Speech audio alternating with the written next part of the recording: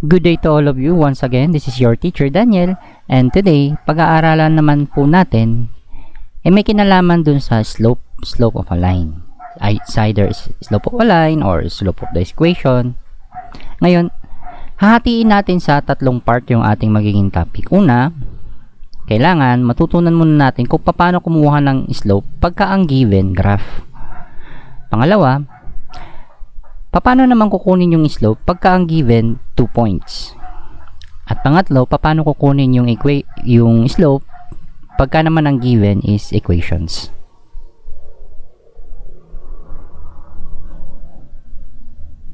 So, bago muna yan, pag-usapan muna natin, ano ba ibig sabihin ng slope? Pagka sinabi pong slope, it pertains to steepness of the line. Kung sa Tagalog, kung gaano katarik yung line natin, or gaano katuwid, or gaano siya ka vertical. Kasi iba-iba po yung steepness of the line. Iba-iba yung kanilang tarik, or yung kanilang, kung mapapansin nyo po, let's say, pagpalagay natin, dalawang bundok, ano po? So, iba-ibang klase ng bundok, iba-iba rin yung kanilang steepness. So, yung unang picture natin, yung nandito banda sa left, di hamak na mas matarik siya or very steep siya compared dun sa pangalawang picture natin ng bundok. Mas less steeper siya. So, pagka sinabing steepness, talaga ang pinag-uusapan natin dito, yung tarik. It's either, kung sa bundok, tarik ng bundok. Kung sa line, steepness of the line. Ang steepness po, o yung tinatawag nating slope ng line, is denoted by M. Yung symbol na M is, especially, ginagamit siya sa slopes. Sa pagpalagay natin na meron tayong dalawang graph. Sa dalawang graph na to, meron tayong itong yellow line at saka itong blue line, ano? Or yellow linear equation tsaka itong blue linear equation, because those lines pertains to a particular equation po. Sa tingin nyo, sino po ba yung mas matarik? Yan. So, di hamak na, kung mapapansin nyo po, mas matarik yung una nating picture na nandito sa left kesa dun sa blue na nasa right, or yung blue line natin sa right.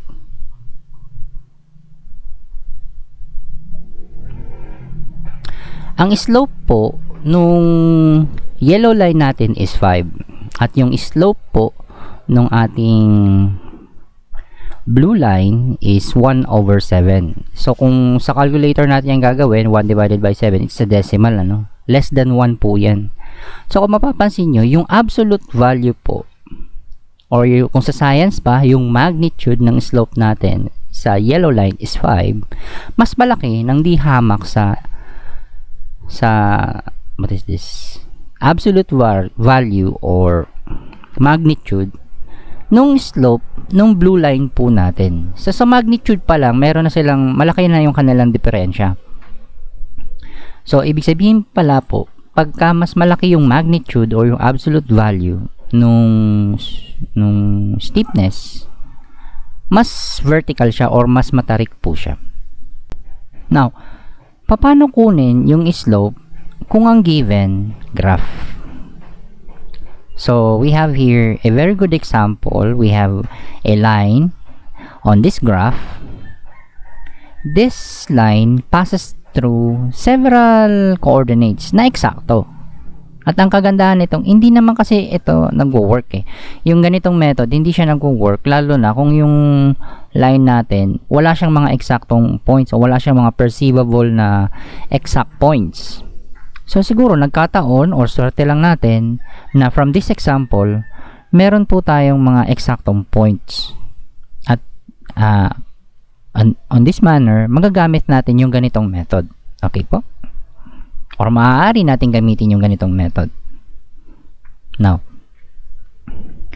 sa pagkuha po ng slope, kailangan pipili muna tayo ng isang reference point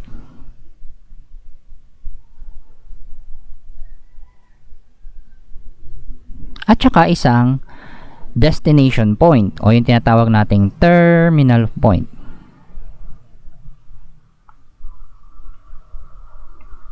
So, anong ibig sabihin ng reference at terminal point? Sa madaling salita, pipili tayo kung saan tayo mag-start at saka kung saan tayo mapupunta. Ang pagkuha po ng slope, napakadali lang po kung given ang graph. At lalo na kung meron tayong mga eksaktong points. Bibilangin lang natin kung ilang up meron siya or kung ilang down, yung counterpart ni up, or kung ilang right or left meron siya. Sa mga books po natin, ang nakalagay po is rise over run or fall over retreat. Pero para hindi tayo mahirapan, ita-translate na lang po natin yung rise as up or down. Tsaka ita-translate po natin yung run as right or left. Para mas madali siyang maintindihan. Ngayon, sa pagpili po ng reference at saka terminal point, wag po nating piliin yung mga hindi eksaktong point. Mahihirapan po tayo katulad nito. Mahihirapan tayong magbilang kung ilang units. Kasi mga values niyan, yung mga coordinates niyan, mga decimal po. So instead, pipili tayo ng mga exact or it's either reference or terminal point. So in this line, meron po tayo mga eksaktong coordinates. Ito po. I hope nakikita nyo po. Ito. At saka ito. Again, paalala ko lang po, itong method na to, hindi naman po ito gumagana sa lahat ng pagkakataon. Lalo na kung yung line natin, wala siyang mga perceivable coordinates. Or wala siyang mga coordinates na may mga integral values. So, yung coordinate nung nasa baba, yung point sa baba is -1, -5. Which is, madali po natin siyang mapiperceive kasi the line obviously passes through that point.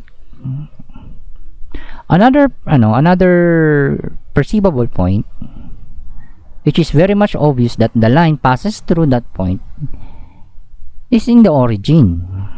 Halatang halata na yung line natin dumadaan sa origin. 0, 0. So it could be our pwede natin siyang gawing either reference or terminal point natin mamaya. And another point na madaling makita agad because yung kanyang coordinate has integral values, etong point na to, which is kung titingnan natin kung ano talaga yung kanyang coordinate, that will be 1 and 5. Ngayon, para mas madali pa yung magiging process natin, kung maaari lang, wag na natin piliin yung mga negative coordinates. Instead, piliin na lang natin yung mga coordinates may mga positive values. For this example only. Pero pareho lang din naman po yung kalalabasan eh. Tapos from time to time, wag po tayong pipili ng mga hindi eksaktong point hanggat maaari. So ngayon nakapili na tayo ng ating magiging reference and terminal point. Ngayon, let us decide saan tayo mag-start, tapos saan yung ating magiging destination or yung pinaka end point natin. So let's say dito tayo mag-start. Tapos dito yung ating pinaka destination. Ang gagawin lang natin, bibilangin natin kung ilang up meron siya at kung ilang right meron siya bago tayo mapunta sa ating destination or terminal point. So again, this will be our reference point and this will be our terminal point. Bawal mag-diagonal, okay? Tindihin nyo pong mabuti. Bawal lang mag-diagonal. Huwag po tayo magda-diagonal. Instead, ang gagamitin lang natin kung ilang up meron siya or kung ilang right or left meron siya para mapunta tayo dun sa ating destination or terminal point. So, sige. So, bilangin na po natin. Ang pagkuha po ng slope, all we have to do is to divide kung ilan yung up niya divided by kung ilang right meron siya. Or that to simply say, slope is denoted by just the quotient of how many up do we have over kung how many right meron po tayo. That is also equivalent to, kung sa books natin ibabase, that is equivalent to how many rights do we have and how many run do we have. It's just a quotient of rise over run. At para hindi mahirap yung rise over run, gawin nating up or down, or left or right. Paalala lang po sa paggamit ng ganitong method. Yung nasa numerator po, up or down. Ito po. At yung nasa denominator is kung ilang right or left. Hindi po sila pwede mag-interchange because ang slope po natin is denoted by the change in y over the change in x. So, bilangin po natin kung ilan yung magiging up niya from our reference point. Dito po. 1, 2, 3, 4, and 5. So, ilang up meron siya? 5. At para mapunta tayo dun sa ating destination or terminal point, ilang right kaya, ilang units, ilang right meron siya? 1. So, our slope is denoted by 5 over 1. Or sa madaling salita, 5 divided by 1 is just 5. Therefore, ang ating pong slope is 5. Now, mapapansin nyo na yung ating slope is positive. Pag positive po yung ating slope, yung line po natin directs upward. So, lagi nyo pong tatandaan, pagka nagiging positive po yung slope, upward yung ating line. Upward yung kanyang slope. Kasi po, pagka negative yan, ang mangyayari po, yung slope niya downward. Now, let us have another example. Let's say we have this line and we want to get the slope. Kung mapapansin nyo agad, yung ating line compared kanina, mas less steeper siya, no? Pero since upward siya, ang natin dito, ang conclusion agad natin dito, kailangan yung slope niya positive. Yung ina-expect nating slope niya dapat positive po. So subukan natin. Una, kailangan pipili muna tayo ng mga eksaktong points. So hanapin natin along the line yung pwede nating gawing reference point, tapos yung pwede nating gawing terminal point. Meron tayong mga points dito na pwede nating gawing terminal and reference. So ito, kasi eksakto siya, no? Nakikita agad natin na eksakto po siya. Ito, pwede natin itong gamitin. Tapos ito pa, meron pa.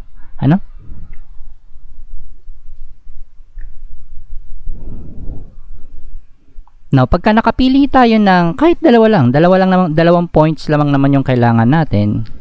Kung mapapansin nyo, tatlo yan. Pili lang tayo dun sa tatlo. Dalawa lang ang kailangan natin.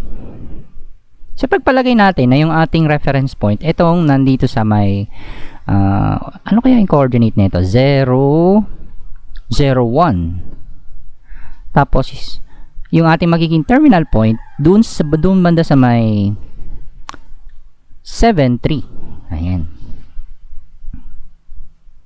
So, bibilangin natin kung ilang, kasi bago tayo mapunta dun sa kabilang point, kailangan mag-up tayo, tapos magra-right tayo. O, sige, let us start.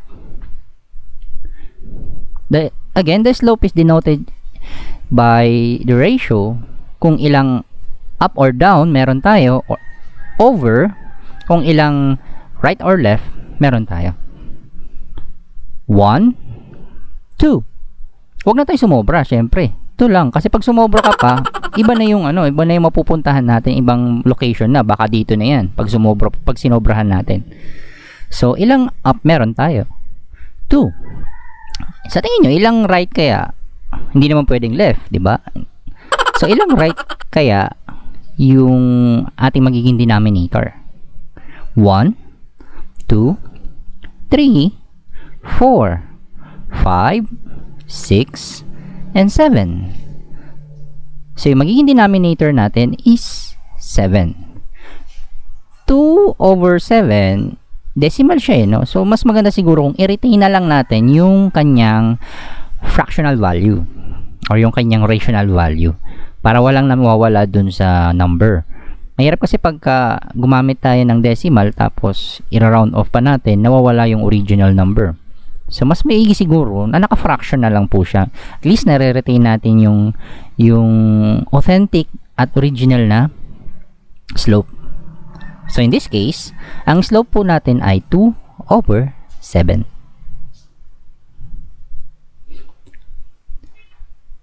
Two over 7 is a positive slope.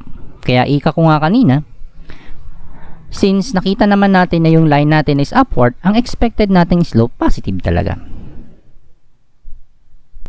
So let us have another example. So let's say we have this kind of line on the graph and we want to know the slope again. Lagi nyo pong tatandaan na pagka up, kailangan yung numerator natin positive. Pagka naman down, kailangan yung numerator niya negative. Over, kung yung denominator natin is pa left, kailangan negative siya. Pagka naman po pa right, kailangan positive siya. Ano lang ayusin ko lang Teka lang po, saglit. Pag pa right, pa kanan, or run, positive. Pagka left, kailangan negative. Yan. O retreat kung tawagin. Subukan natin. Ang unang-una natin gagawin, pipili tayo ng mga eksaktong point na pwede nating maging terminal and reference point. Marami naman siya. Pwede dito. Pwede dito. Tsaka pwede somewhere here. Ayan. Marami pa yan. Kung i-zoom out pa natin yung graph natin, marami pa po yan.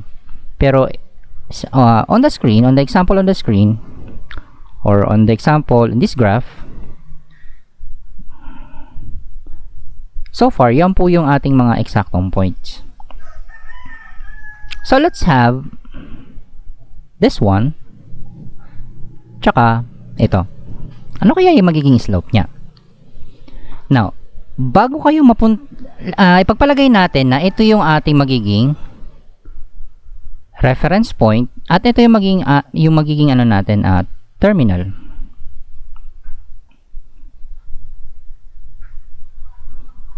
So, ibig sabihin, papunta tayo rito. Pag ganon, pababa, tapos, papunta sa kanan. Now, take note alam natin na yung graph natin, bababa. So, ano yung ine-expect nating slope? Ang ine-expect nating slope, kailangan maging negative siya. Di po ba? Pagka upward yung ating line, ang ine-expect nating slope, positive. Pagka downward, ang ine-expect nating slope, that is downward from left to right. So, downward, so probably, yung slope natin dapat negative. Okay po? Kaya para meron tayong agad paraan kung tama ba yung pagkuha natin ng slope.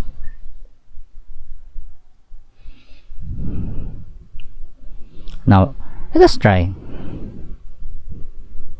Ilang up ba from the reference or down? So, for this example, para mapunta tayo sa terminal, kailangan down tayo. At pag nag-down tayo, kailangan negative yun. Di po ba? Kasi pag down, ito po. Pag down, dapat negative. So, bilangin natin kung ilang down meron tayo. 1, 2, 3. So, yung ating magiging numerator is negative 3. Bakit negative 3? Kasi pababa down Buti sana kung up yun. Kung up yun, positive yun. Pero down So, negative. Now, para mapunta talaga tayo dun sa terminal point, kailangan, hindi pwedeng left, kailangan right po tayo, di po ba? So, ilang right kaya meron? 1, 2, 3, and 4. Since right siya, ano kaya siya? Positive o negative? Positive po siya. Kasi right eh. So, magiging denominator natin is positive 4.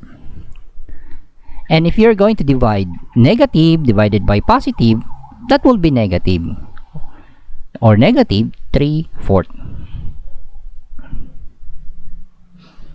So, tama yung hinala natin kanina na yung slope niya is negative. Kasi yung graph natin dati nang downward.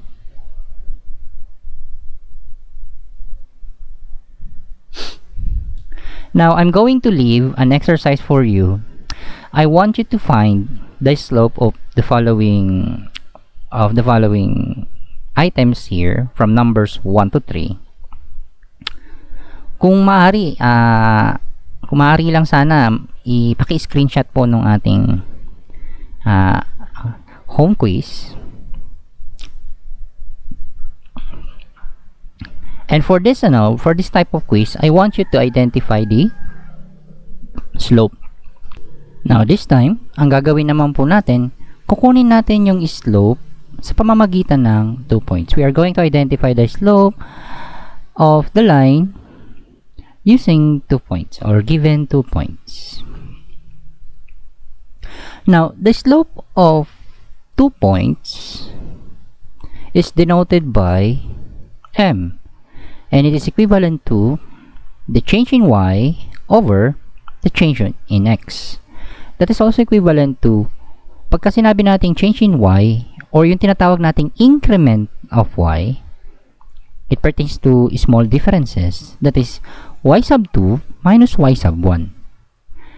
As well as, change in x, which is equivalent to x sub 2 minus x sub 1. To get the slope, all we have to do is to divide the increment of y over the increment of x. That is also equivalent to y sub 2 minus y sub 1 over or divided by x sub 2 minus x sub 1. Kunyari, meron tayong 2 point. Given yung point, let's say our first point will be 1 and 5, and our second point, point B will be negative 1, negative 5. Paano natin kaya kukunin yung kanyang slope? So, simple lang po. Una, mag-assign tayo ng kung sino yung magiging y sub 2 natin, tsaka x sub 2, at tsaka yung y sub 1, x sub 1. So, in this case, let us try to have this as our x sub 2, y sub 2. Tapos, ito yung magiging x sub 1, y sub 1 natin. Kung maaari lang po sana, wag na po nating i-interchange siya. Pag nakapili na tayo, wag na natin balik-baliktarin. Hindi kasi siya pwedeng y sub 1 minus y sub 2 over x sub 2 minus x sub 1. Hindi po pwedeng ganun. Kung y sub 1 yung ating what is this? Minuend. Kung y sub 1 yung minuend natin, kailangan yung subtrahend natin sub 2. Ganun po yung ibig sabihin nun. O, sige, subukan natin.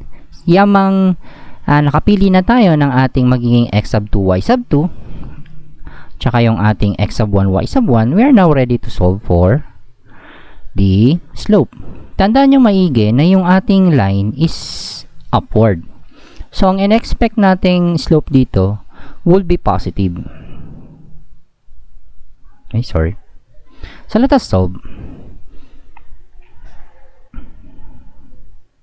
Our slope will be denoted by the increment of y over the increment of x.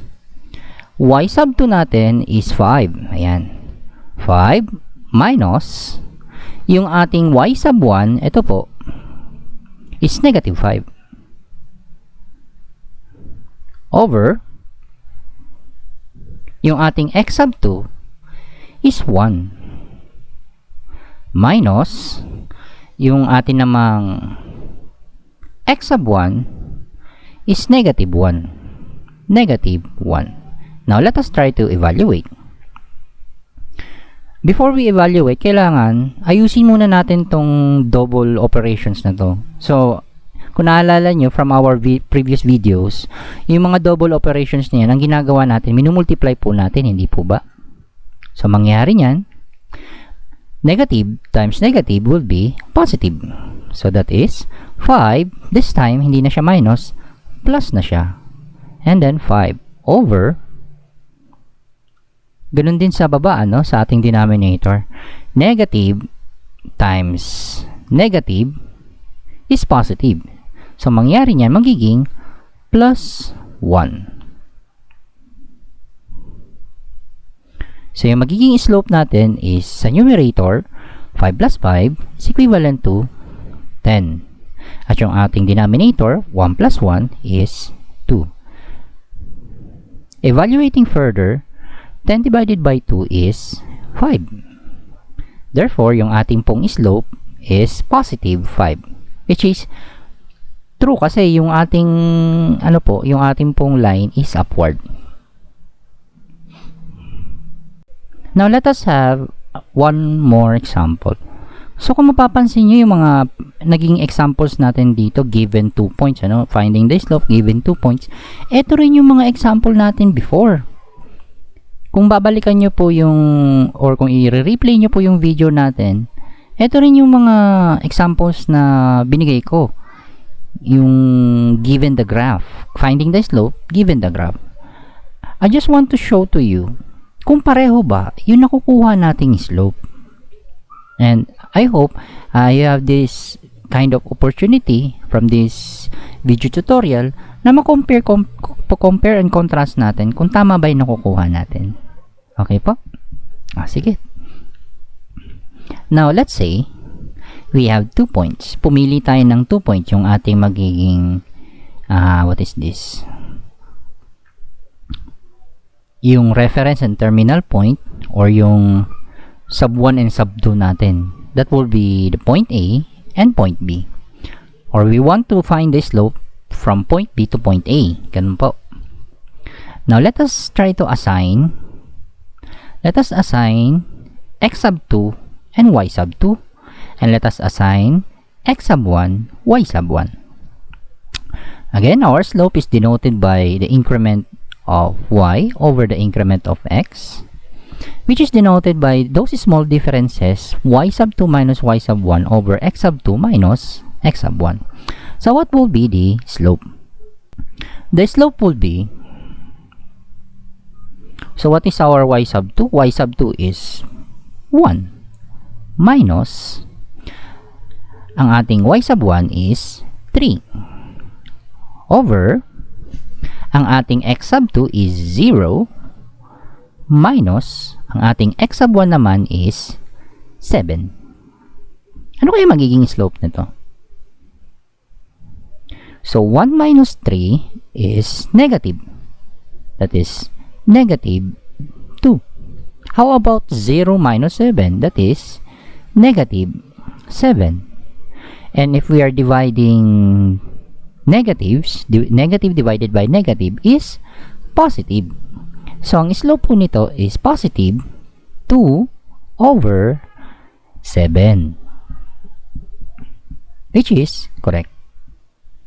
And take note, yung pong ating line, kung mapapansin nyo po, it's upward.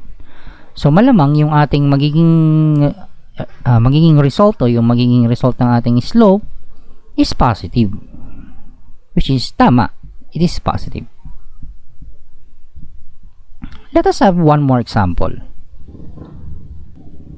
Let's say we have this kind of line on the graph. Katulad din to nung example natin before, given graph, given graph, finding the slope given graph. But this time, we're going to choose 2 points. O baka magtaka kayo, bakit hindi natin pinili yung gitna? Ay, subukan lang natin kung tama or kung tama yung nagiging result nung increment of y over increment of x. Or yung y sub 2 minus y sub 1 over x sub 2 minus x sub 1. So in this example, let us assign x sub 2 and y sub 2. And let us assign x sub 1 and y sub 1. So our slope will be, what is our y sub 2? Our y sub 2 is 5 minus our y sub 1 is negative 1. Negative 1. Pero alam nyo mga langga, may mas madaling dito, may mas madaling process dito, which is ituturo ko ngayon. Imbis na lagyan natin yan ng parenthesis, pwede natin siyang idiretso whenever na yung subtrahend natin is negative. So subukan uli natin, ganito yan. Yung y sub 2 natin is 5. Pero alam naman natin na minus yan dyan lagi sa gitna, di po ba? Kasi yun yung operation na pinapagamit sa atin. Yung y sub 1 natin is negative. Pag negative siya, idiretso na natin yung plus. So meron na tayong shortcut, shortcut method. How about for the denominator? Our x sub 2 is negative 4. And our x sub 1 is positive 4. So that is minus 4. So what will be our slope? 5 plus 1 is 6 over negative 4 minus 4. Again, pag nakakita kayo ng ganito, double negatives, we combine the numbers and then we copy the common sign. So that will be negative 8. And don't forget, we always simplify our fractions. So, positive divided by negative is negative. O, dyan na siya sa gitna. Nasa gitna na siya kasi negative naman talaga. Positive divide negative. Ganun po. What is a common factor between 6 and 8? The common factor will be 2. So, 6 divided by 2 is 3. At 8 divided by 2 is 4. So, therefore, ang ating pong slope is negative 3/4, which is true. Kasi po, yung ating pong line is downward. Now, itong mga susunod nating example, medyo critical to. So, I hope pagtuunan nyo mabuti ng pansin. Kasi marami tayong estudyante na pagdating na sa ganitong examples o pagdating na sa ganitong topic, nahihirapan sila.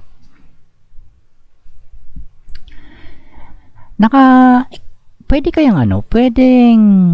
ba tayong magkaroon ng zero slope? Ito po. Pwede kayang ganon. So, ipagpalagay natin na meron tayong line on the graph na ganito ang itsura. So, kung titingnan po natin, horizontal na horizontal po siya, hindi po ba? Ano kaya yung magiging slope niya? So, pili tayo ng dalawang point. Yung ating magiging sub 2 and sub 1. And then, let us assign y sub 2, y sub 1, and x sub 2, x sub 1. So, ipagpalagay natin na yung ating x sub 2 and y sub 2 is from our point B. At yung ating magiging x sub 1, y sub 1 is from point A. Take note pwede naman yung pwede nyo namang i-interchange. Pwede naman ang gawin natin si A, siya yung kukunan natin ng y sub 2 o x sub 2, y sub 2. Pwede namang si B, siya yung pagkukunan natin ng x sub 1, y sub 1. Pareho lang din naman yung magiging result. So for convenience, ganito na lang. Si B yung pagkukunan natin ng x sub 2, y sub 2, at saka si A yung pagkukunan natin ng x sub 1, y sub 1. Okay po? Pero pwede rin natin mamayang subukan kung anong itsura kung sakaling i-interchange po natin. Pagka po zero slope, usually it is denoted by horizontal lines. Let us try to prove kung totoo nga po.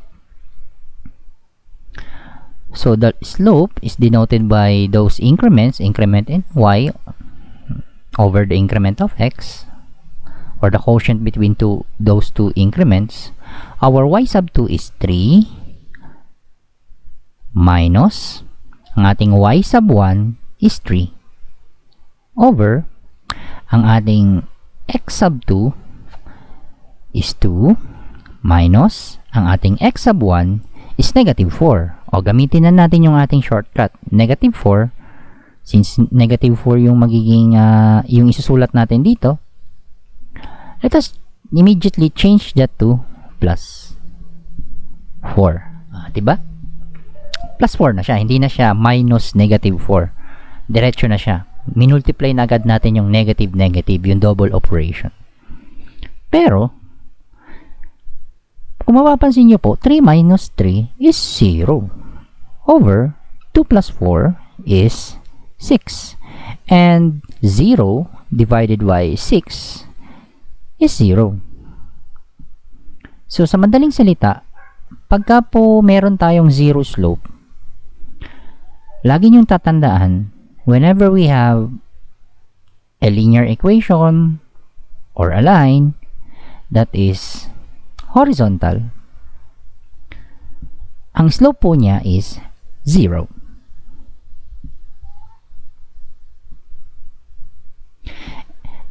Pwede ba tayo magkaroon ng slope na undefined? Okay, subukan natin. So, sa example natin, the line on this graph is perfectly vertical. Ano po? So, again, pumili po tayo uli ng 2 point. Pili tayo ng 2 point at mag-assign tayo ng x sub 2, y sub 2, at saka x sub 1, y sub 1. Ano kaya yung magiging slope niya? So, m is equivalent to the quotient between those increments. What is our y sub 2? Y sub 2 is negative 3 minus, ang ating y sub 1 is 3 lang.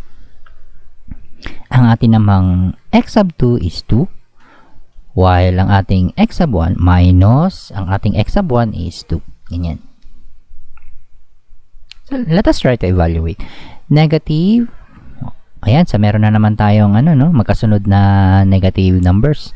And whenever we have that, we combine the numbers and copy the common sign. So that is the same as negative 6 over 2 minus 2 is 0. Oh, be careful kasi we are dividing by 0. And kung napanood nyo dati from our previous videos, di ba bawal po tayong mag-divide ng 0. Because whenever we divide by 0, it messes up with our solution. So kung gusto nyo pong balikan yung explanation natin about zero denominators, please panoorin nyo po yung video natin about rational algebraic expressions. So in this case, meron tayong zero denominator. It is said to be that our slope, because negative 6 divided by 0, is undefined. Undefined po siya.